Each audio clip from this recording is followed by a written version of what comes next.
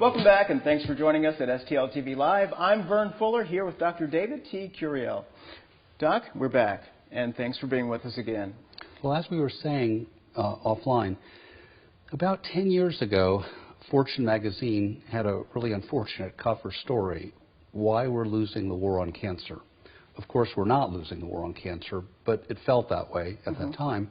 And the picture on the cover was what we call a nude mouse. It's the kind of mouse we study in the laboratory. And the point of the article was that we spend too much time on this model that may not be fully predictive of what happens in humans. I see.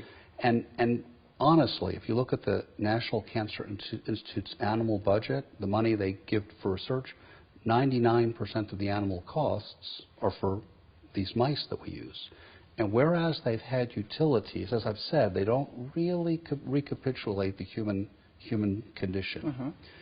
Think about dogs. They're exposed to environmental toxins and environmental factors like us.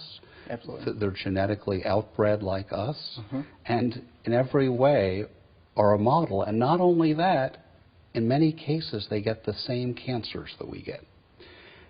And there's been perhaps a feeling in the field that the research wouldn't be funded for dog cancers because it would be expensive, because they're larger animals and you'd have to scale up.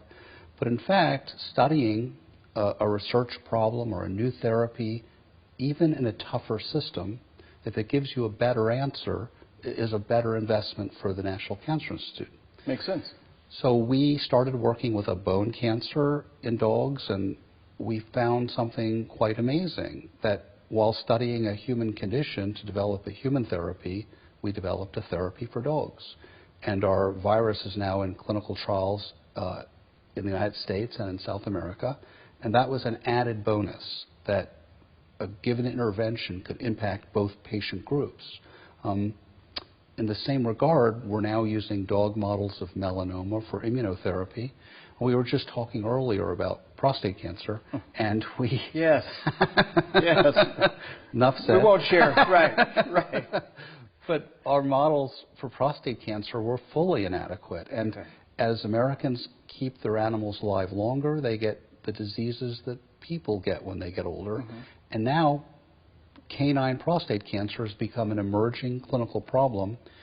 But for us, the human scientists, it's a great system to study prostate cancer. But we can develop new therapies for the canine condition. So we're likely to find more and more applications where the dog model provides, or the cat model, a useful tool that makes us ask harder questions about our therapies in humans, but results in a new therapy for animals.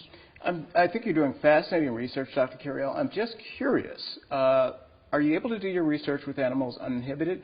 Or are you finding blowback from animal rights activists and organizations?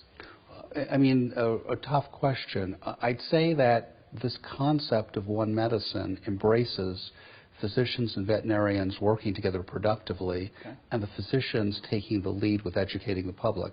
We are so fortunate here in St. Louis that we've got this world-class veterinary school at Columbia. So I've been here 4.5 years, and I think my first week I made a beeline to the vet school, and working with the veterinarians to do the veterinary research has only engendered a positive response from the public.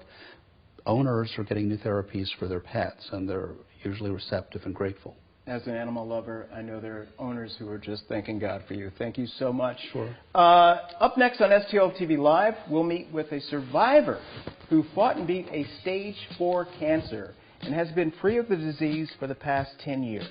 STLTV Live will return right after this.